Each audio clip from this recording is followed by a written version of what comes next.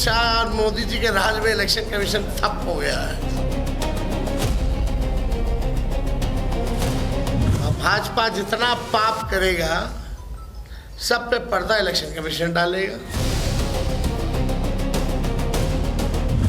ये हारने वाले लोग का ये सब लक्षण प्रकट हो रहा है। क्यों पड़े हो चक्कर में, कोई नहीं है टक्कर में। लोग डरे हुए हैं, सत्ता में बैठे लोग घबराए हुए हैं। भूमिका बना रहे हैं तेजस्वी जी, परिणाम क्या आएगा उनको मालूम है 14 तारीख को। बिहार चुनाव के दूसरे फेज की वोटिंग से ठीक पहले महागठबंधन के सीएम उम्मीदवार तेजस्वी यादव आरोपों की लिस्ट लेकर बीजेपी से लेकर चुनाव आयोग पर जमकर बरसे। तेजस्वी ने कहा, पहले फेज की वोटिंग के 4 दिन बाद भी चुनाव आयोग ने आंकड़ा क्यों नहीं दिया? चुनाव के लिए बीजेपी शासित राज्यों से ही सुरक्षा बल क्यों बुलाए गए? कई जगहों पर स्ट्रांग रूम में सीसीटीवी बंद किए जा रहे हैं। इन आरोपों के साथ तेजस्वी ने दावा किया कि चुनाव में गड़बड़ी की कोशिश की जा रही, तो वहीं एनडीए के नेताओं ने इसे महागठबंधन की हार का कबूलनामा कहा। 208 कंपनियां भाजपा शासित राज्यों से उनकी पुलिस आई है। पहले बिहार विधानसभा चुनाव 2025 में सुरक्षा और निगरानी की व्यवस्था के लिए ये गंभीर सवाल जो है खड़ा हुआ है। ये गंभीर सवाल खड़ा हुआ है। बंगाल, कर्नाटका, तमिलनाडु से क्यों नहीं मंगाए भाई?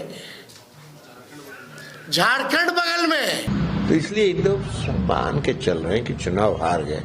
अब चुनाव हारने के बाद क्या बोलेंगे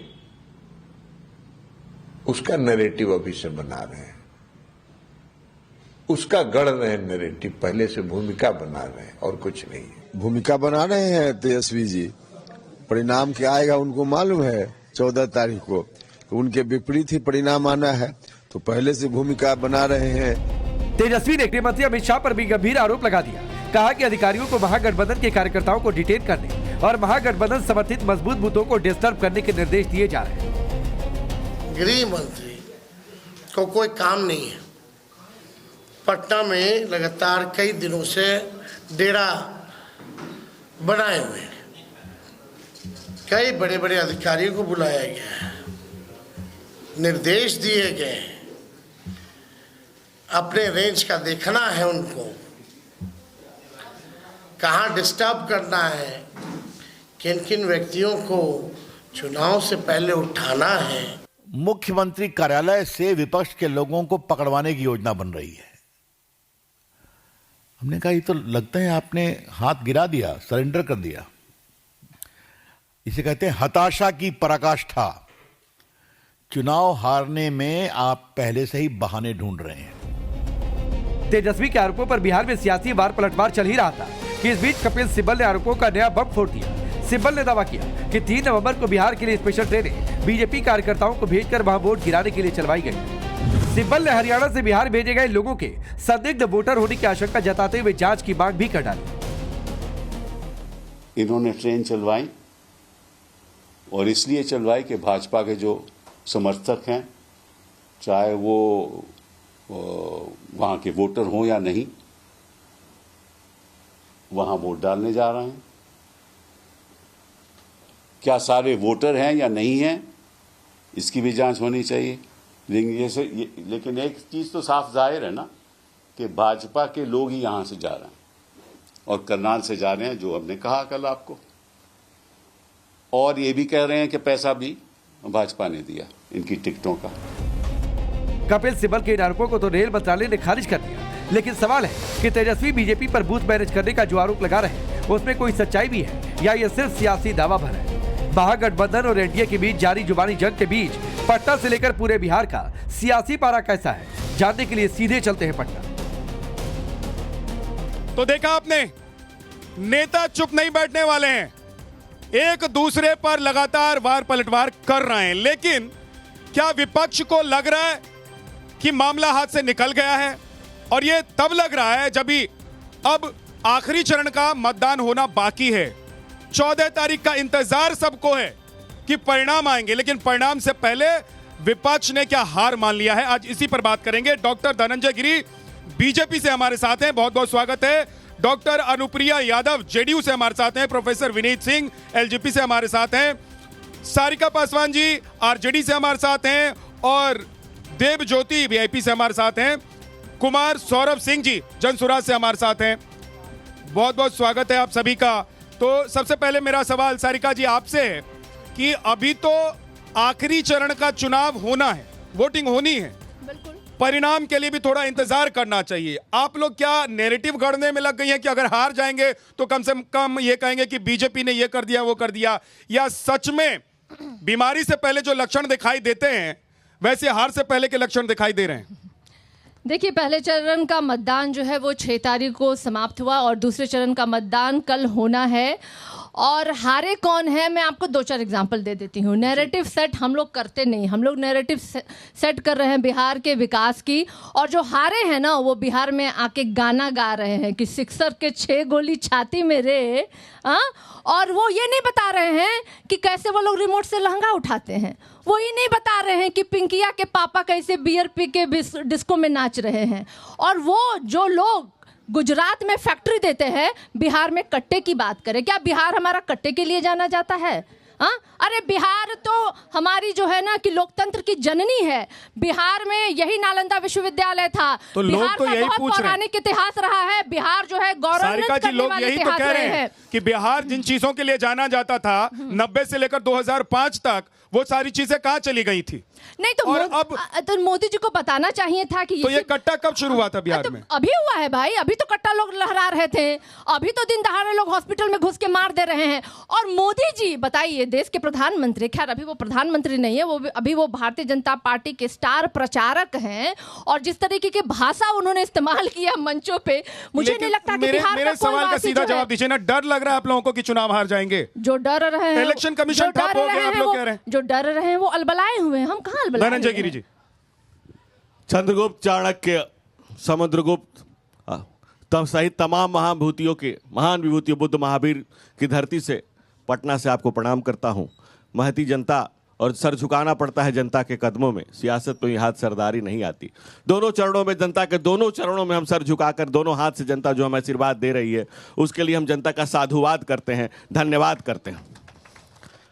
कैसे इतनी जल्दी आप धन्यवाद करने लग गए? अभी तो नतीजा आना बाकी है धनंजय गिरी जी। महागठबंधन ने मानी हार। राहुल गांधी दूसरे चरण के प्रचार से पहले ही जंगल सफारी के लिए फरार। राहुल गांधी फरार हो गए, जंगल सफारी करने चले गए, जंगल में घुस जाए, हम किसी को नजर नहीं आए, चल जंगल में घुस जाए। ये राहुल गांधी ने खुद घोषणा कर दी, ट्वीट कर दिया। आप देखिए, राहुल गांधी ने कहा कि परमाणु बम फोड़ेंगे, फिर कहा हाइड्रोजन बम फोड़ेंगे। परमाणु बम में फ्यूजन रिएक्शन होता है, हाइड्रोजन बम में फ्यूजन रिएक्शन होता है, लेकिन राहुल गांधी में कंफ्यूजन ही कंफ्यूजन है। और मैं आपको एक न्यूज ब्रेक कर रहा हूं विद्यानाथ जी, एक न्यूज ब्रेक कर रहा हूं कि महागठबंधन 15 तारीख को एक नया बम फोड़ेगा। महागठबंधन 15 तारीख को एक नया बम फोड़ेगा और वो होगा ठीकरा बम। ये हार का ठीकरा किसके माथे फोड़े? राहुल गांधी तेजस्वी के माथे फोड़े, आगे तेजस्वी राहुल गांधी के माथे फोड़े, कि वीआईपी के माथे फोड़े, कि आईपी के माथे फोड़े, कि किसके माथे फोड़े? ये ठीकरा बम अभी फूटने वाला है, जिसका मजा बिहार की जनता, पटना के लोग, हनुमान जी के ननिहाल लोकतंत्र की जननी में लिया जाएगा। देवज्योति जी, देखिए, जनता मालिक के सामने खड़े हैं, मुद्दे की बात करना चाहिए। जनता को कोई हाइड्रोजन नहीं, सबसे कोई मतलब नहीं है, जनता को मतलब है बेरोजगारी से। तो राहुल जी जो कह रहे हैं उससे मैं बोल रहा हूं, इधर देवज्योति जी मैं बोल रहा हूं, एक मिनट, मैं एंकर बोल रहा हूं विद्यानाथ जी, इधर से। अच्छा हाँ जी, मैं ये कह रहा हूं, आप कह रहे हो कि जनता को इस सबसे मतलब नहीं है। नहीं, जनता तो आप राहुल गांधी को खारिज कर रहे हैं कि नाइट्रोजन बम को, हाइड्रोजन बम को, कि जनता को? बता रहे हैं, बता रहे हैं साहब, बता रहे हैं। मेरी बात तो सुनिए, 2 मिनट में हम फिर उसी चीज पे आ रहे हैं। यहाँ जरूरत है रोजगार, यहाँ जरूरत है दवाई, यहाँ हॉस्पिटल में 10,000 रुपए दे के आईजीएमएस में बेड मिल रहा है। आज भी 10,000 रुपए दे के हम एक वो दलित को हम भर्ती करवाए हैं। मेरे पास गवाह है, वीडियो बनाए हुए, बोलिए तो वायरल कीजिएगा। नहीं कर सकते हैं। ये सब सुनिए, मेरी बात तो सुनिए देवज्योति जी, ये सब सर मेरा चैनल तो आपको बुलाया है, मेरा चैनल तो बुलाया है कि आप अपनी बात रख रहे हैं। हम बेड में भर्ती करवाए हैं, आप चीफ प्रवक्ता हैं, उन्हीं को बुलाया है हमने कि जो पक्ष है वो रखे। मैं सुनिए ना, न दवाई है, न सिंचाई है, बेरोजगारी चरम सीमा में है। अच्छी बात है। और 2 करोड़ नौकरी का आज भी वादा आदरणीय प्रधानमंत्री नरेंद्र मोदी जी का 14 में जो ठग के आए और 80 हेलीकॉप्टर जो है यहाँ पे खदेड़ रहा है पिछड़ा और अति पिछड़ा को एक हेलीकॉप्टर से 80 हेलीकॉप्टर खदेड़ रहा है। और जितना पैसा हेलीकॉप्टर में खर्चा किए एगो इंडस्ट्री लगा देते हैं यहाँ, जिससे कुल मिलाकर आपको लग रहा है, सुनिए ना सर, सुनिए ना, एक सेकंड मुद्दे पर रहिए। कुल मिलाकर आपको लग रहा है कि बीजेपी ने जो किया उसके बाद जनता ने खारिज कर दिया, राइट? ये बताइए ना, बीजेपी लोकसभा में 16 लाख वोट बीजेपी को कम क्यों आया? भारतीय जनता पार्टी बैसाखी में क्यों चली गई? निकल गई सरकार, तब भी आप लोगों की नहीं बनी वहां पर। मैं पूछ रहा हूं कि आप लोगों को लग रहा है कि बीजेपी को जनता ने खारिज कर दिया है, दूसरे चरण का चुनाव बचा हुआ है, तो फिर तेजस्वी यादव क्यों कह रहे हैं कि इलेक्शन कमीशन ठप हो गया है? बाहर से सुरक्षा कर्मी क्यों बुलाया है? ये बगल के राज्यों से सुरक्षा कर्मी क्यों नहीं बनाया है? तो ज्ञानेश मोदी जी तो गड़बड़ी करिए ना रहे हैं, इसमें कहाँ कहे हैं? ज्ञानेश मोदी जी से, आप ज्ञानेश मोदी जी के बारे में जानते हैं ना? ज्ञानेश मोदी जी कौन है? ज्ञानेश मोदी जी जो है, जो स्थिति आज के दिन में क्या है कि किस तरह से 2% 3% अभी तक हमको नहीं पता है, लेकिन 2 घंटा पहले तक हमको पता था कि पिछला चरण का अभी तक का पूरा हिसाब जो वोटिंग हुआ है अभी तक नहीं दिया गया है। ऐसा क्या है भाई, आप रोके हुए हैं उसको, क्यों नहीं दे रहे हैं? बताइए। एक बात वो लोग कह रहे हैं कि भाई पहले टेक्नोलॉजी का जमाना नहीं था, तब भी आंकड़े आ जाते थे।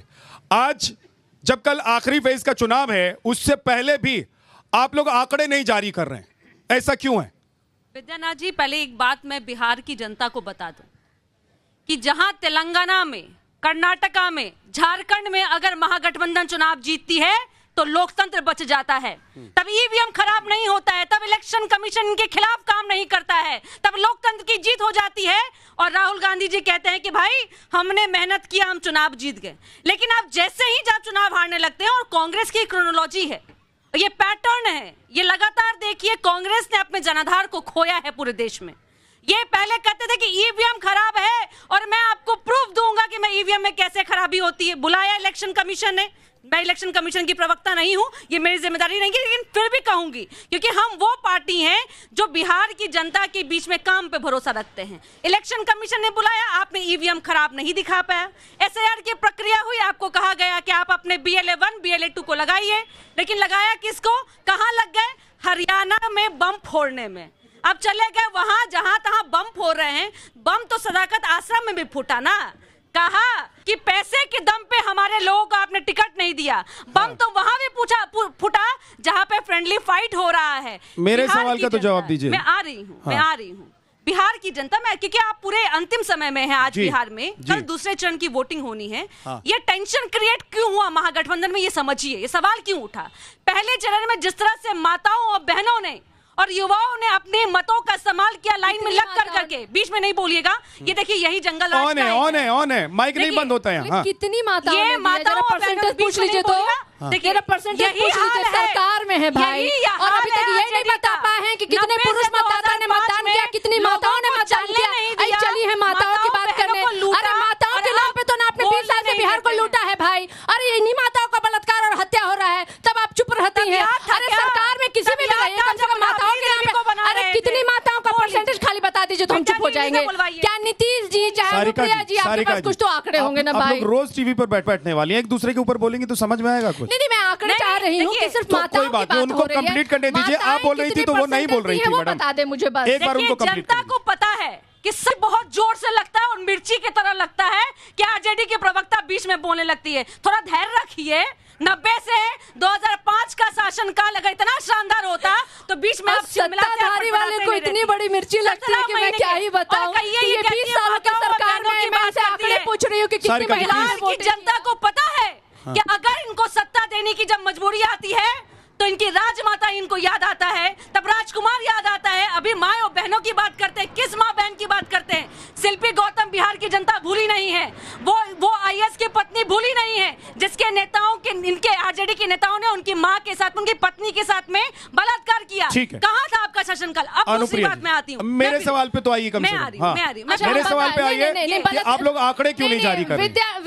मैं एक सेकंड, आपका ही सवाल मैं पूछ रहा हूँ, तेजस्वी जी ने सवाल उठाया। ठीक है, लेकिन मुझे भी जवाब देने दीजिए। बिल्कुल, मैं मुझे लगता है कि तेजस्वी जी परेशान हैं, हताश हैं। 14 के नतीजे अभी से उनके मुख से निकलने लगे हैं। कुछ तो उनके परिवार में नजर आए, कुछ फ्रेंडली फाइट में नजर आए। एक बार मैं जनता के पास जा रहा हूँ, बता दिया है, बहुत सीधा सा सवाल लेकर जा रहा हूँ। आप लोगों को लग रहा है कि विपक्ष परेशान हो गया है क्योंकि उसको हार दिख रहा है? आप लोगों को लग रहा है? परेशान नहीं है, लग रहा विपक्ष परेशान है, परेशान है। विपक्ष जीत रहा है। विपक्ष क्या परेशान इसलिए कि उसको हार दिखाई दे रही है? विपक्ष अभी जीत की ओर जा रहा है। जीत की ओर जा रहा है। आपको क्या लग रहा है कि विपक्ष परेशान है क्योंकि हार दिखाई दे रही है? हार की ओर जा रहा है। हार की ओर जा रहा है। हार की ओर जा रहा है। क्या विपक्ष मजबूत है? मजबूत है। इस बार महागठबंधन का किस्मत खराब है, ईवीएम खराब नहीं है। हाँ जी, 20 साल में जन कल्याण नीतीश कुमार इतना काम कर दिया है कि विपक्ष के पास कोई मुद्दा ही नहीं है, कोई कॉन्सेप्ट ही नहीं बोलने का। नहीं, विपक्ष को क्या हार का डर सता रहा है? बिल्कुल हार का डर, हार होना ही होना है। हाँ, क्या लग रहा है? तेजस्वी की सरकार बनेगी और उस डर से जितने भी तेजस्वी जी की सरकार बनेगी तो डर तेजस्वी जी क्यों दिखा रहे हैं? और जितने भी सारे मंत्री विधायक हैं सब लोग अपना सामान समेटना शुरू कर दिए हैं। समेटना शुरू कर। नीतीश जी को सिर्फ शपथ लेना है, बस शपथ लेना है, बस समझिए, समझ लीजिए शपथ लेना। इसीलिए विपक्ष डरा हुआ है। विपक्ष तो डरा हुआ ऐसे भी रहेगा ना, क्या उसको ईवीएम पर फोड़ेंगे कि ईवीएम खराब है, ईवीएम खराब है। अच्छा, बूथ लुटाता उस समय भूल गए वो लोग। तेजस्वी जी की सरकार बन रही है। 14 तारीख के बाद शपथ ग्रहण समारोह है। बोलिए सारिका जी, बताइए। आ रहा हूँ सर। सारिका जी, विद्यानाथ जी, देखिए आ रहा हूँ सर, आ रहा हूँ। आपने जो सवाल मुझसे पूछा उसका जवाब लिया ही नहीं। हाँ। अगर ये पता इलेक्शन कमीशन ने नहीं बताया होता कि 65% वोटिंग हुआ है तो आप कैसे एनालिसिस करते कि महिलाएं ज्यादा बाहर निकली हैं? 1 करोड़ महिलाएं और 65 लाख महिलाएं निकली हैं। ये कैसे होता है? इलेक्शन कमीशन ने जवाब दिया है और आंकड़े पब्लिक डोमेन में है, लोगों को पता है कि वोटिंग प्रतिशत ज्यादा हुआ है। महिलाओं ने, युवाओं ने, बुजुर्गों ने, वो परिवार के लोगों ने जिसने जंगल राज का मजा चखा था, जिनके बच्चे की हत्या हो जाती थी, जिनकी बेटियों की कभी अपहरण हो जाता था, वैसे लोगों ने वोट दिया। यही दर्द है जो सागरिका जी बीच में बोलती थी। अब जल्दी से 30 सेकंड में, उसके बाद देखिए 2 लोगों के पास नहीं गया बोले 30 सेकंड। अरे कब तक आप जंगल राज का डर दिखाते रहेंगी? सुनील पिंटू का वीडियो देखी है कि नहीं? आप देखी है? सुनील पिंटू है, इन्हीं के ही है। इन लोगों का नंगा वीडियो पर रहते हैं और उनको अमित शाह मैडम वो जो वीडियो है उसकी पुष्टि आप करती हैं? अरे बिल्कुल करते हैं। उसकी पुष्टि आप करती हैं? नहीं, मैं मेरे चैनल पर आप बोल रही हैं तो आप पहले तैयार हो जाइए कि अगर कानूनी तौर पर मैं नहीं करवाऊंगा। आपने मुद्दा उठाया, मैं ये मुद्दा नहीं उठा रहा हूँ क्योंकि आप उठा रही है तो आप पहले टीवी चैनल पर बोलिए कि जो वीडियो आप जिस वीडियो की बात कर रही हैं उसकी जिम्मेदारी आप लेती हैं। आप जिम्मेदारी लेती है उस वीडियो का? नहीं, उस वीडियो की जिम्मेदारी लेती है। अगर वो मॉब वीडियो हुआ तो मैं ले रही हूँ जिम्मेदारी। आप सुनिए पहले, मैं ले रही हूँ जिम्मेदारी। भ्रष्टाचार और बलात्कारियों की पार्टी है भारतीय जनता पार्टी। एनडीए जो है बलात्कारियों की पार्टी है, भ्रष्टाचारियों की पार्टी है, और महागठबंधन रोजगार देने वाली पार्टी है। हम मुद्दों पे बात करते हैं, हम कट्टा पे बात नहीं करते हैं। हम फैक्ट्री की बात करते हैं, हम कट्टा और रील बनाने की बात नहीं करते हैं। अरे हार तो रही है ये जिनके दिल मिलाए हुए हैं। विद्यानाथ जी, 118 118 नरसंहार इसे बिहार ने देखा है। हाइड्रोजन, कोई हत्या लूट नहीं, नरसंहार, हाइड्रोजन फूटा, नरसंहार, ये हाइड्रोजन 118 नरसंहार देखा इसी बिहार ने। जब दलितों को खड़ा करके 56 को एक साथ मारा गया, बताओ बहनों के स्तन काटे गए, गोली मारा गया। कौन थे काटने वाले? आप ही लोग थे काटने वाले और आप ही थे बचाने वाले। अरे आप ही का न्यायालय में जो काटे थे उनको छोड़ने वाले भी आप ही थे। और लालटेन से राहुल वानी बिहार था। बचाते हो। ये सब दौर निकल गया। सारिका जी, ये सब दौर निकल गया। आप लोग सर विद्यानाथ जी, वो दर्ज हो नहीं सकता FIR जो लालू ने रह के लूटा है सरकार। ठीक है, वो है दलितों, पीड़ितों, शोषितों, वंचितों का हाथ। कुमार सौरभ जी, लुटेरे ने क्या नहीं लूटा है सर? ये दौर निकल गया है, ये दौर निकल गया है। अब आप लोगों को जो समझाना बुझाना था समझा बुझा चुके हैं आप लोग। विरोधी किया है सौरभ जी। ये लुटेरा, हत्यारा, रंगदारी सुन रहा है। धनंजय जी रुक जाइए एक सेकंड। लाज लगाती किसकी गिरती, लाज लगाती शर्मानी चाहिए। देखिए सारिका जी, यहाँ ऑडियो डाउन करवाऊंगा, आपको अच्छा लगेगा? ऑडियो डाउन करवाऊंगा, किसी को अच्छा नहीं लगेगा, प्लीज मत कीजिए। बाकी मेहमान रुकिए। धनंजय जी प्लीज रुकिए, बाइक उठाई है। सौरभ जी एक सेकंड। सर मुद्दे, पहले मेरा सवाल सुन लीजिए। अभी तो आखिरी चरण का चुनाव है, वोटों की गिनती होनी है, नतीजे आने हैं। उससे पहले विपक्ष को ये डर सता रहा है क्या, महागठबंधन को ये डर सता रहा है कि हार जाएंगे? हो जाओ यार, बोलिए। देखिए, जो अभी आप सुन रहे थे, यही बिहार की दुर्दशा है विगत 35 वर्ष से। 15 वर्ष से एक का जंगल राज और 20 वर्ष से एक का अधिकारी और नेता का जंगल राज। 200 करोड़ के घोटाले, जो है मेडिकल कॉलेज का कब्जा, हम उस पर नहीं जाएंगे।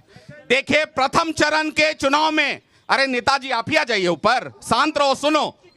ऐसा है कि उनकी बात करने अभी आपने देखा होगा, प्रथम चरण के चुनाव से पहले 2000 रुपए से शुरू हुआ था, 10,000 खाते में गया, उसको बोला गया कि अब 20 कर देंगे, एक कहे 30 कर देंगे, अमित शाह जी कहे 2 लाख कर देंगे। जल्द हो सकता है अभी 1 घंटा में आ जाए सूचना कि आपके घर का जितना खर्चा है हमको बता दीजिए, हम पेटीएम कर देंगे, फोन पे कर देंगे। मतलब बिहार को क्या समझ लिए भाई? आप एक तरफ कहिएगा 1 GB डेटा और दूसरे तरफ बिहार में आइएगा और कहिएगा कि उद्योग के लिए जमीन नहीं है। आप यहां आके कहिएगा कट्टा, घुसपैठिया, फलनवा, डिमकवा, और गुजरात में गिफ्ट सिटी, उद्योग, वहां जो है विश्व स्तरीय विश्वविद्यालय। और कब इनके लिए प्रवासी और पलायन मुद्दा था? 2020 में एक बार भी पलायन और प्रवास मुद्दा रहा हो तो वो क्लिप दिखा दीजिए। नहीं रहा है। ये हमारे नेता ने जाकर गांव-गांव ने, प्रशांत किशोर और जनसुराज ने कहा कि जिस दिन आप अपने लिए बात करना प्रारंभ कर दीजिएगा, ये लोग आपके लिए काम करना शुरू कर देगा। ठीक है, देखिए, ठीक है सर, एक सेकंड मुद्दे पर आइए। आपको पता है आचार संहिता है, आप जिन बातों पर लेकर जा रहे हैं डिबेट गलत दिशा में चली जाएगी सर। सर आप समझिए बात को। सौरभ जी गलत दिशा में डिबेट चली जाएगी। विनीत जी, आरोप यह भी है महागठबंधन और विपक्ष का कि आप लोगों ने ट्रेन भर भर के, टिकट कटवा के यहां पर वोटर्स बुलाए हैं भाई, और वोट डलवाए आप लोगों ने, फर्जी वोटिंग करवाई है। विद्या भाई, सभी को नमस्कार करते हुए, देखिए एक मुहावरा है हिंदी में कि खिसियानी बिल्ली खंभा नोचे, वही स्थिति है इनका। और एक बात और सुनिए, अभी जनसुराज के प्रतिनिधि कहे थे कुछ बातों का पटाक्षेप करना बड़ा जरूरी है। जो 10,000 रुपया दिया गया है वो सीड मनी था। मत जाइए उस पर, मैं फिर कह रहा हूं मत जाइए। आप लोग तैयार रहिए। विद्या भाई बोलने इलेक्शन कमीशन के नोटिस के लिए तैयार रहिए। मत करिए कोई ऐसा विद्या भाई बोलने दीजिए। जब उधर से आया है तो सुनना पड़ेगा। और सुनिए, बात इंडस्ट्रीज की हो रही थी। अभी यहाँ पे थोड़ी दूर जाइए, बीटा में सिकंदरपुर जगह है, मैं जानता हूं कि लोगों को नहीं मालूम होगा, वहां पे Ralph Lauren, American Tourister, VIP, Zara, अरे चुप रहिए यार, कैंपा कोला और कोका कोला का इंडस्ट्री यहाँ पे खुला हुआ है। और सुनिए विद्या भाई बात सुनिए ना, एमएसएमई, इनको चुप कराइए। हलकान देखिए कैसे होते हैं, ये डेकोरम नहीं है प्लीज। इनकी जुबान है झूठी जमहूरियत की तरह, दुष्यंत कहते हैं इनकी जुबान है झूठी जमहूरियत की तरह, ये एक जलील से गाली से बेहतरीन नहीं। और इनके पैरों के नीचे जमीन नहीं है, फिर भी इनको यकीन नहीं है सर। एक बात और सुनिए, अभी बात इंडस्ट्री की हो रही थी, हमने कहा वैकल्पिक, तो सच को चुप कराइए सर। विद्या भाई चुप कराएंगे, सौरभ जी चुप कराएंगे जरा। सौरभ जी, हमने तो वैकल्पिक, अभी तो पार्टी आई है आपकी सर, ऐसे नहीं कीजिए। हाँ सुनिए, तो हमने तो सर 1 GB डेटा दिया, तभी तो एक युवराज रील बना रहे थे और एक युवराज मछली पकड़ने का फोटो खिंचवा रहे थे। ये भी तो बात समझिए सर। और इसके बाद सुनिए, भगौड़ों की बात नहीं करते हैं सर, जो जाके राघोपुर में भाग जाते हैं, 3 उम्मीदवार भाग जाते हैं, उनके हम बात भी नहीं करते हैं। चर्चा तो बहुत दूर की बात है। और सुनिए, अस्पताल की बात हुई थी सर ना, सारिका जी कह रही थी 1990 से लेकर 2005 तक, उससे पहले तक मात्र 6 अस्पताल था भाई, ध्यान दीजिएगा। इसके बाद से सर 8 अस्पताल बने हैं। अगर एम्स ना होता मोदी सरकार का सर, तो कोरोना में यहाँ पे लाशें बीत जाती सर। ये यही लोग हैं सर, शिल्पी गौतम का नाम ले लिया, चंपा। अरुण यादव कौन है? वाजपेयी जब रेपिस्ट की बात करते हैं, अरुण यादव कौन है? अटल बिहारी वाजपेयी। इसके बाद सुनिए सर, इसके बाद सुनिए, तो विद्या भाई आखिरी में मेरा, अरे सुनो तो यार, 20 साल से सुशासन की सरकार है। एक प्रश्न है, मात्र एक। अरे भाई 1 मिनट नेताजी, 1 मिनट, एक प्रश्न है। 20 वर्ष से शासन है, 8 बार मुख्यमंत्री का शपथ ले चुके हैं नीतीश बाबू। एक पायदान भी बिहार गरीब और पिछड़े राज्य की श्रेणी में ऊपर क्यों नहीं हुआ है? चलिए लीजिए विद्या भाई जवाब, दोनों लोग एक साथ नहीं विद्या बोले। भाई जवाब लीजिए। देखिए डेटा के साथ खूबसूरती क्या है ना, कि ये आपका जो चेहरे पे जो मुखौटा है उसको उतार देता है। बिहार 13.5 दशमलव से आगे बढ़ रहा है। सुनिएगा सर, मुझे बताइए बिहार राज्यों की श्रेणी में कहाँ खड़ा है? जब आप बात करते हैं कि बिहार की श्रेणी में, नीति आयोग का देखिए डेटा सर, ये जानने वाली बात है कि बिहार सबसे ज्यादा इंस्पिरेशनल स्टेट है। इसके अलावा विद्या भाई इंफ्रास्ट्रक्चर की बात हो रही थी सर, बिहार में रोड डेंसिटी नंबर 3 है बिहार सर। सभी राज्यों में गरीब और पिछड़ेपन में कहाँ खड़ा है? इसका जवाब आपने नहीं दिया है। गरीबी और पिछड़ेपन में बिहार कहाँ खड़ा है? राज्यों की श्रेणी में और क्यों? सौरभ जी आपका सवाल आ गया। अरे जो व्यक्ति 3 साल से बकैती कर रहा था कि हम चुनाव लड़ेंगे, यहाँ लड़ेंगे, तो हनुमान जी क्या भागा क्यों? भगौड़ा क्यों हुआ? ठीक है विनीत, उम्मीदवार भागे क्यों? बहुत कुछ बोल देंगे। नहीं लोग भी पूछते हैं। सौरभ भाई मेरी बात सुनिए। शब्दों की मर्यादा नहीं तो हनुमान जी पर हम बहुत कुछ बोलना शुरू कर देंगे। सौरभ जी, और उनसे बर्दाश्त ना हो पाएगा। सौरभ जी, लोग पूछते हैं भाई, हम लोग जब अभी घूम रहे थे अलग। सौरभ जी पर्सनल मत होइए, विनीत जी पर्सनल मत होइए, प्लीज बकैती शब्द मत यूज कीजिए। अच्छा ठीक, रुक जाइए भाई। हम लोग भी जब घूम रहे थे अभी इलेक्शन के दौरान, तो लोग पूछ रहे थे कि प्रशांत किशोर आए, उन्होंने खूब सारी बातें की और अंत में नुकसान हुआ है आप लोगों को, पता नहीं नतीजों में क्या है। लेकिन पर्सनली मैंने जो महसूस किया है, अगर प्रशांत किशोर मैदान में होते तो शायद आप लोग आज जहां हैं उससे आगे होते। आप कुछ कहना चाह रहे हैं, बोलिए। हम आपके सामने कहना चाहते हैं कि आज 20 साल का विकास का एनडीए की सरकार बिहार में जनता देख रही है। आज ये कट्टा की राजनीति या जंगल राज पे आ गए। अपना विकास को इन्होंने कहीं नहीं कहा, कोई मीटिंग में ना। अरे सर मैं तो पूछ रहा हूँ देवज्योति जी, आदरणीय प्रधानमंत्री जी ने भी कहा, ना कोई भी भाजपा का बड़ा नेता ने कहा। हम पूछना चाहते हैं कि 20 साल पहले सुनहरा मौका है, फिर काहे करो ना? 20 साल आप बोलिए, 20 साल के लिए सुनहरा मौका है ना। 20 साल पहले दाल का रेट क्या था? 20 साल पहले आप चावल का रेट क्या था? 20 साल पहले आपके घर में कौन सी गाड़ी थी ये भी बताइए।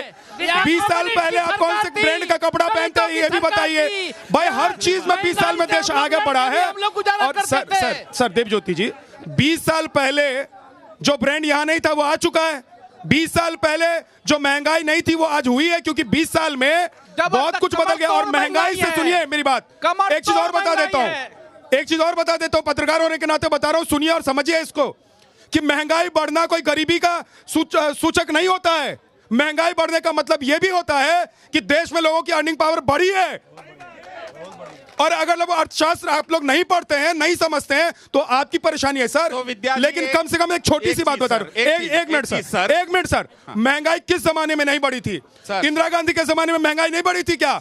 हम गरीब थे लेकिन महंगाई उस जमाने में बढ़ती। महंगाई बढ़ती है अपनी रफ्तार से, लेकिन earning capacity per capita income अगर लोगों का बढ़ रहा है तो ये अच्छी बात होती है। सर प्लीज रुक जाइए जल्दी से भाई, एकदम 10 सेकंड। ऐसा है कि आपने कहा कि महंगाई जो है वो सूचक नहीं है। हाँ, नहीं है। तो हमको बताइए कि 1947 से पहले यहाँ जो है अंग्रेजों का जंगल राज था, उसको हटाए गांधी जी, नेहरू जी, पटेल जी। अभी भी जंगल राज अंग्रेज पर वोट मांगे कि 5 साल के इनके काम पर वोट मांगे? आप बता दीजिए हमको कि जंगल राज अंग्रेज का था, उस पर वोट। ठीक है सर, ये सवाल जायज है आपका। आपने ये कहा कि 20 साल में क्या बदला है? 20 साल में 2005 में पलायन दर थी 11%, अभी 2% है।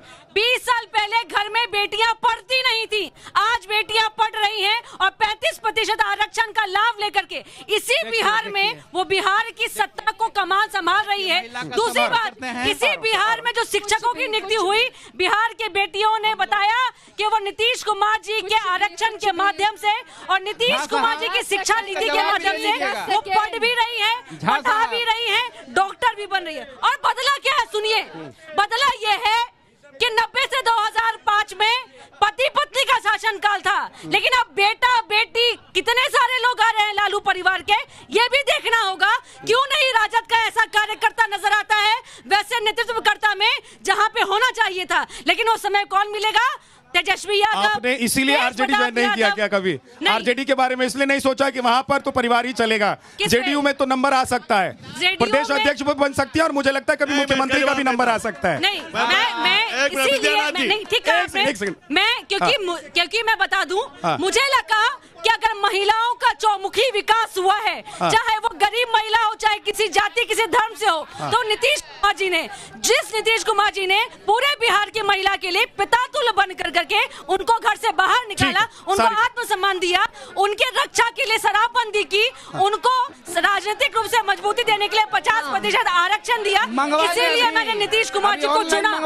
एक सेकंड, मैं आ रहा हूं। एक बार वो भी कुछ कहना चाह रहे हैं, उनका ले लेते हो, फिर आप बोलिएगा। 23,000 करोड़ की इकोनॉमी पे छोड़ा था राजद ने, 23,165 करोड़ पे, 3,17,000 करोड़ पर हम लोग 20 साल में लेके आए, 3,17,000 करोड़, 37% वीमेंस का लिटरेसी रेट था, 87.9% पर लेकर के आए हैं। कुछ नहीं है, सब आंकड़ा है। आपको कोई देख नहीं रहा। धनंजय दूसरी बात कर रहे हैं, हम भी कुछ बोले। दूसरी बात, एक मिनट खजूर, अरे अभी खाइए खजूर, अभी बहुत है दूर, आप अभी बहुत दूर है, अरे सर, अभी बहुत दूर, ये अभी जो खा सच बात खजूर दिखा रहे सुनिए हैं अभी। आप, ये 5 एक साल मिनट। में क्या किए हैं 2020 से 25 में, ये बताइए। एक सेकंड रुकिए, ये धनंजय जी, नहीं, धनंजय जी प्लीज एक सेकंड, धनंजय जी मेरे सवाल का जवाब दीजिए।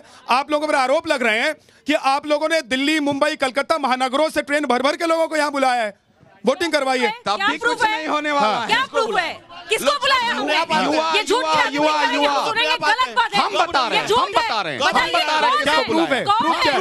बताओ, एक मिनट, एक मिनट बता रहे हैं भैया, 3 में न 13 में जबरदस्ती के झमेले में। भैया बीजेपी वाले 2015 में ऐसा गाना गा रहे है, थे। कोई तिकड़म फिर से काम नीतीश नहीं आएगा। फिर चले गए 13% सर, ये तो वही बात हो गई कि राहुल गांधी जो आरोप लगाते हैं, राहुल गांधी की तरह मत करिए सर।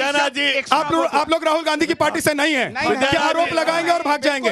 सर प्लीज मत कीजिए, आप लोगों से उम्मीद है बिहार की जनता को, आप लोगों की बातों और वादों को उम्मीद देख रहे हैं लोग। सबूत दिए, हम लोग सब सबूत दिए हैं, जन सुराज सबूत दिया है हमेशा। एफिडेविट अभी भी नाम नहीं बताया, 10 सबूत दिए। प्लीज सौरभ जी, आप लगातार बोल रहे हैं। हमारे पास है प्रचार करने के लिए। 2015 में प्रशांत किशोर क्या गाना करवा रहे थे इस पूरे बिहार की जनता से? फिर से एक बार हो नीतीश कुमार, किसने किया? अरे मुख्यमंत्री भी नहीं बना रहा है किया, और आपने नीतीश बाबू मुख्यमंत्री नहीं बन रहे, अनुप्रिया जी। किसने? जनता ने किया नीतीश कुमार जी के काम को। पहले सेव नीतीश कुमार कैंपेन है, काम बोलता है, फिर बोल रहा है मेकअप आर्टिस्ट कभी मूवमेंट क्रिएट नहीं करते। अरे 20 से आप भी 25 तहरवा क्या किए ये जाना बताइए। और भी तहरवा 20 का से आपके 25 भीतर क्या आना, किए ये बताइए। गांधी के पास खड़ा होना और 20 से गांधी को 25 अपने क्या अंदर किए ये लेना, बताइए। दोनों दो बातें। कोविड में दोनों बिहारियों दो को बातें। क्यों? भाई कर्पूरी ने किसके सामने करोड़ों रुपए का डिमांड रखा? अरे ये बोला जर्मन बसवंत हैंगर शास्त्री ने कहाँ किसके से आगे हो झोला रहा है? फैलाया? मोदी जी का? महात्मा गांधी ने अच्छा, किसके ये सामने मोदी हाथ जी जोड़ा? का जर्मन हैंगर का समाज खर्चा के कहाँ अंदर से आ रहा चेतना है से भाई? जागृत होता है अच्छा, समाज। मोदी जी का समाज जर्मन को हैंगर मेकअप का आर्टिस्ट खर्चा- नहीं बना सकता। ये कौन दे रहा है समाज भाई? का मूवमेंट सौरभ जी का ऑडियो डाउन कर नहीं करता है। मैं बड़ी मजबूरी में कह रहा हूँ, सौरभ जी प्लीज मत कीजिए। पहले सारिका पासवान जी आप बोलिए। देखिए विद्यासागर जी, मैं 100 विद्यानाथ जी, सॉरी विद्यानाथ बोलते मेरा नाम भूल रही हैं मैं आप। 100 बातों की एक बात बोलना चाहती हूँ। हम जब सरकार में आएंगे तो हम इनको ये नहीं कहेंगे कि मुजफ्फरपुर बालिका गृह कांड में इन्होंने छोटी बच्चियों के साथ क्या दुर्दशा की। हम ये बात चंपा विश्वास अबे चुप रहो यार, चुप रहो यार, क्या करते हो भैया? अरे भैया चुप रहो, किसी का यार नहीं हूँ तो लुटेरा हो कि बलात्कारी हो? क्या हो? लुटेरा हो, बलात्कारी हो, क्या हो? भ्रष्टाचारी हो, दंगाई हो, धर्म के नाम पे लड़ाने वाले हो, क्या हो जी? कट्टा चलाने वाले हो, क्या हो तुम? क्या हो तुम? कट्टा चलाने वाले हो? अरे गुंडा बंद करो, 16 तारीख के बाद क्लास लिया जाएगा। भाजपा के सारे गुंडे जो है ना जेल के सलाखों के पीछे होंगे, गुंडों को जेल के सलाखों के पीछे हम भेजेंगे, सारे भ्रष्टाचारियों को जेल के सलाख के भेजेंगे। अरे हाथ जोड़ करने वाले लोग, आपकी जनता चेहरा पहचान चुकी है, समझे ना? आपने बहुत बोला और बीच में बोलिएगा ना तो सुनिएगा भी। हम कह रहे हैं कि जब हम सरकार में आएंगे तो हम इनकी मुजफ्फरपुर बालिका गृह कांड की बात इनको नहीं याद दिलाएंगे। हम नहीं याद दिलाएंगे कि इनके शासनकाल में कैसे नोटों को जला करके बाथरूम से फ्लश किया गया। हम इनको नहीं याद दिलाएंगे कि किस तरीके से बच्चियों का बलात्कार हुआ और इलाज के अभाव में उन्होंने अस्पतालों के बाहर दम तोड़ दिया। हम इनको नहीं याद दिलाएंगे कि किस तरीके से अस्पताल के अंदर घुस करके 5 लोग घुसे हैं और हत्या कर रहे हैं। हम इनको नहीं याद दिलाएंगे कि मत याद दिलाइएगा, लेकिन हम इनको कहना चाहते हैं बड़ी जिम्मेदारी के साथ कि 16 तारीख तारीख के बाद भाजपा और सारिका जी, जदयू के आप कुछ मत याद तमाम दिलाइए। गुंडों को हम लोग जेल के अंदर भरेंगे। आप एक चीज याद दिलाएंगी मुझे, मुझे बताइए सारिका जी, पलायन रोका सारिका जी, जाएगा, शिक्षा और बिहार के विकास पे बात होगी। एक बात याद दिलाएंगी जनता को, देश को, और आप लोग खुद याद रखेंगी कि नौकरी के बदले जमीन बिल्कुल। सुन लीजिए रखेंगी कि नहीं रखेंगी? आप इसकी जिम्मेदारी लेते हैं, मुझे दीजिए ना। आप इसकी जिम्मेदारी आप पर आरोप है कि नहीं है? कोर्ट में केस चल रहा है कि नहीं चल रहा है? कोर्ट में पूरी जिम्मेदारी के साथ बोल रहा हूँ, कोर्ट में आप लोगों के ऊपर केस चल रहा है। क्या हुआ? कोर्ट आप लोगों के ऊपर केस चल रहा है। चल रहा है केस चल रहा है कि नहीं चल रहा है? चल रहा है। चल रहा है ना? वर्डिक्ट नहीं आया है। तो उसकी याद दिलाएंगी कि नहीं दिलाएंगी? नीतीश कुमार जी पे भी चल सकता है। मैंने सवाल पूछा, आप परेशान हो गए? केस चल सकता है। मैडम मैंने तो सवाल पूछा। नहीं हो रही हूँ मैं, आपको जवाब दे रही हूँ। आप याद दिलाएंगे कि नहीं दिलाएंगे? चाह रहे हैं आप सुनना नहीं चाह रहे। केस किसी पे चल सकता है। आज अभी आप पे भी केस हो सकता है। रोकते हुए हैं, क्रिमिनल हो आप लोग बेल पे बाहर हैं। सारिका जी परेशान हो रहे हैं, आपके युवराज से लेकर सुप्रीमा तक जेल के कब चले जाएंगे? बेल पे बाहर है सर, और अभी बात निकली है। बिना सभाएं किए चिराग जी के मुंह से आवाज नहीं आ रहा है। जितना आपके चिराग जी बताए कितना सभाएं किए हैं। देखिए हम फिर से बोलना चाह रहे हैं बिहार वासियों के साथ बड़ी जिम्मेदारी के साथ कि बिहार वासियों की सरकार बनेगी और बिहार के हर एक घर में रोजगार मिलेगा। और हम अनर्गल बातों पे नहीं याद दिलाएंगे।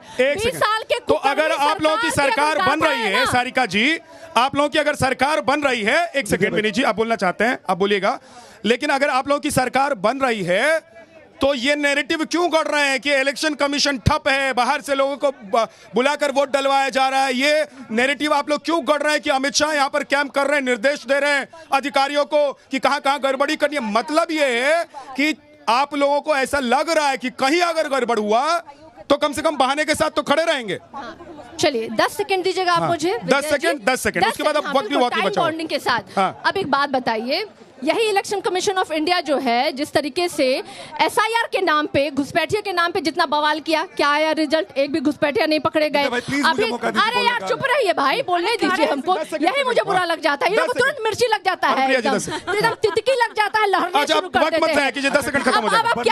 अब आप क्या चाहते हैं? सीसीटीवी कैमरा बंद हो जा रहा है, गाड़ियां जा रही हैं आ रही हैं, हम क्या प्रशासन के सामने बात भी नहीं रखे? प्रशासन के सामने हम बात भी नहीं रखे? हमें अगर संदेह हो रहा है क्यों सीसीटीवी कैमरा बंद हो रहा है और कहा जा रहा है कि टाइम बॉन्डिंग के चलते सीसीटीवी बंद हो गया। अरे हमारे घर में तो सीसीटीवी 365 दिन चलता है, कबो नहीं बंद होता है। मैडम आप रख दीजिए, माइक रख दीजिए प्लीज। कुछ सवाल उठाया गया है कि कौन जो थे घुसपैठिए थे। सुन लीजिए, जो 7.24 करोड़ का जो लिस्ट आया था उसमें 0.012% को आयोग किया गया था। 9,500 जो फॉरेन नेशनल थे वो घुसपैठिए की संख्या है। अब पढ़िएगा नहीं सारिका जी, दिक्कत आपका होगा। बात निकली, अब सुनिए बात आपने कहा मुजफ्फरपुर की बात, सुनिए ना प्लीज प्लीज प्लीज। बात आपने कहा मुजफ्फरपुर में, कल की बात है और ये बानगी देखिए जंगल राज का, वहां पे दलित परिवार ने राजद को वोट नहीं दिया। मुजफ्फरपुर बोचाहा की बात कर रहे हैं, वहां पे एक पसवान को मारा गया है, उसके पूरे परिवार को पीटा गया है। इसके अलावा गोपालगंज में मारा गया है, आरा में पत्थरबाजी हो रही है। ये बानगी है जंगल राज की। और अभी जनसुराज के प्रतिनिधि पूछ रहे थे, 30 सेकंड में खत्म करेंगे, कि क्या क्या 5 साल में किया है। सर बिहार पहला स्टेट है जो कि प्लग एंड प्ले करने का दिया है आपको। उसका मतलब होता है आइए इंडस्ट्री में प्लग लगाइए, ऑन कर दीजिए। सबसे ज्यादा रोड की डेंसिटी, मैंने इंडस्ट्री का नाम ले लिया सर। इसके अलावा सर विनीत जी बस बस बस बहुत बहुत शुक्रिया, बहुत बहुत शुक्रिया, बहुत बहुत शुक्रिया आप सभी लोगों का यहाँ पर आने के लिए, आप सभी मेहमानों का हमारे साथ जुड़ने के लिए। आज इतना ही, आप देखते रहिए नवभारत।